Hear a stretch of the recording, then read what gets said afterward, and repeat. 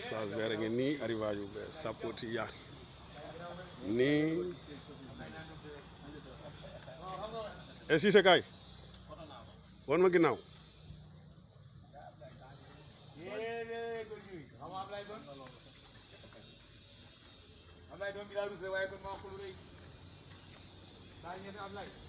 open de crèche yaa ngi nii palmier yi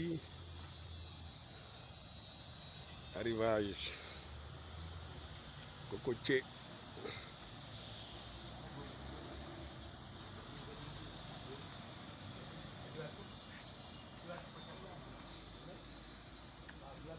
corossol yaa ngi nii ay autige corossol ay autige corossol ay manguier